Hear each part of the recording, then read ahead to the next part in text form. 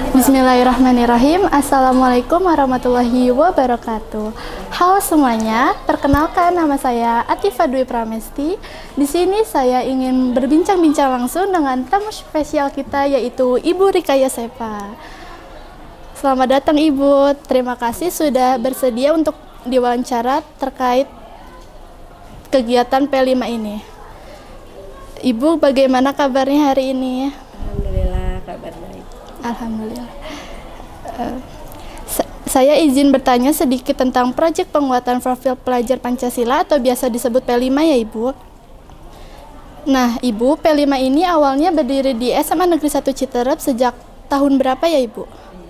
P5 ini seiring dengan pelaksanaan kurikulum Merdeka yang ada di SMA Negeri 1 Citerep yang mulai dilaksanakan itu sekolah Citerep itu sebagai sekolah perintis yang pertama kali melaksanakan kurikulum Merdeka. Jadi di awal mula terjadinya pelaksanaan kurikulum Merdeka itu SMA Negeri 1 Citerep tentu saja sudah menerapkan P5 ya, yaitu sekitar tahun 2021.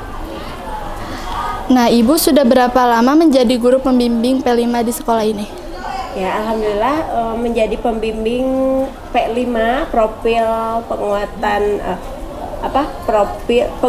profil pelajar Pancasila ini sudah dari mulai ada P5 saya mendapatkan tugas untuk membimbing gitu. Jadi sejak adanya P5 di SMA Negeri 1 Citerep sampai dengan sekarang alhamdulillah saya dipercaya untuk membimbing P5. Alhamdulillah ya Ibu.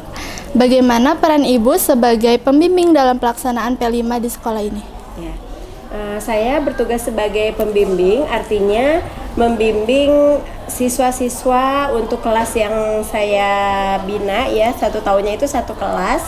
Jadi disesuaikan dengan tema yang diambil. Misalkan di awal saya mendapatkan tema tentang berekayasa dan berteknologi ya. Kemudian sekarang di semester 2 tentang kearifan lokal gitu ya. Jadi kita menyesuaikan dengan tema yang diambil, kemudian dimensinya itu disesuaikan dengan profil pelajar Pancasila. Berarti bergilir setiap tahunnya ya Bu ya? Iya betul, bergilir dengan tema yang berbeda-beda. Bagaimana menurut Ibu terkait kebijakan kedepannya yang katanya P5 akan ditiadakan Ibu? Ya. Menurut saya, seperti apapun kebijakan yang diterapkan oleh pemerintah dalam pembelajaran terkait P5 ini, kita akan mengikuti dengan sebaik mungkin. Karena pada dasarnya P5 itu kan bagaimana kita menumbuhkan karakter ya, karakter peserta didik sesuai dengan profil pelajar Pancasila seperti percaya dan takwa pada Tuhan Yang Maha Esa, berpikir kritis, mandiri, kemudian kreatif. Nah itu adalah hal-hal mendasar yang harus dikuasai oleh siswa terutama SMA Negeri 1 Citerep.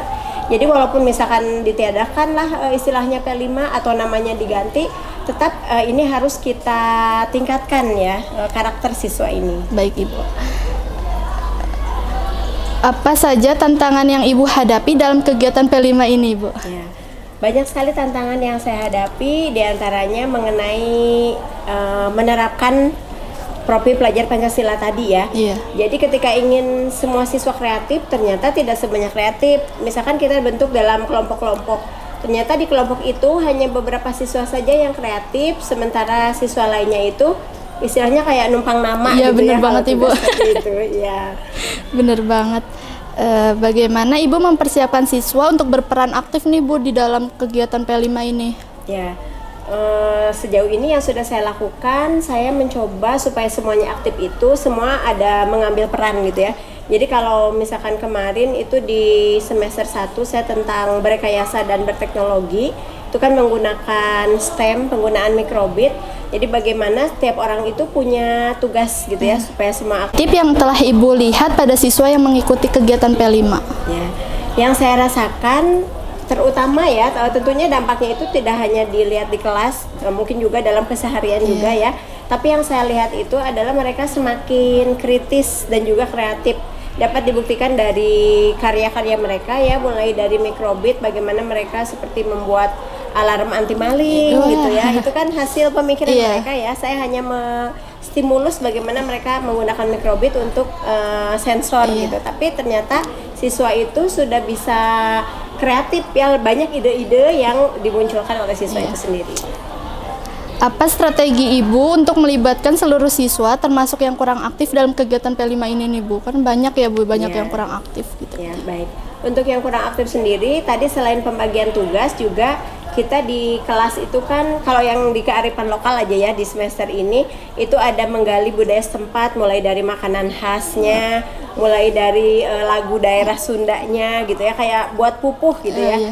Nah kan kalau anak yang aktif mereka buat pupuh, misalkan pupuh kinanti, kemudian juga bisa menyanyikannya, Iya. bisa menampilkannya di depan. Tapi kalau untuk siswa yang aktif, dia bisa mengumpulkan hasil tulisannya saja, karyanya saja lewat Google Slide gitu ya. Jadi semua siswa kalau mungkin walaupun beda-beda hanya menuliskan saja, tapi bisa dengan menyanyikannya begitu. Jadi semua punya peran masing-masing, Punya semua karakternya ya kebagian, Ibu. iya.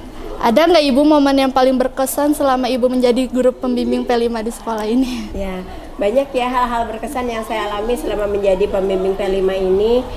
Di antaranya ternyata apa yang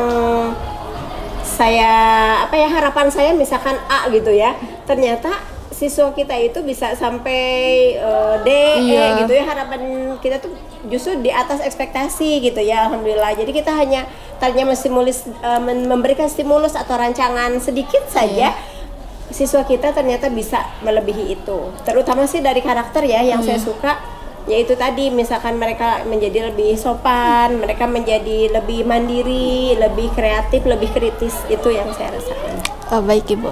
Apa harapan Ibu terhadap pelaksanaan P5 ini untuk masa depan?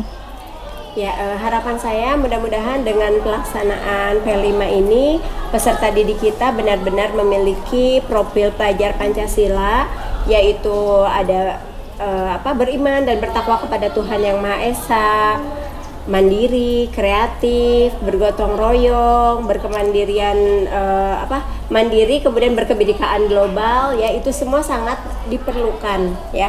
Walaupun misalkan P5 ditiadakan, tapi tetap kita harus memupuk karakter siswa SMA Negeri 1 Citerep ini supaya siap nantinya bersaing di kancah internasional ya, lebih jauh Iya. lagi. Baik Ibu, terima kasih banyak sudah mau berbincang-bincang dengan saya. Kurang lebihnya mohon maaf ya Ibu. Baik, itu saja yang mungkin yang dapat saya sampaikan. Kurang lebihnya mohon maaf. Wassalamualaikum warahmatullahi wabarakatuh. Bye-bye.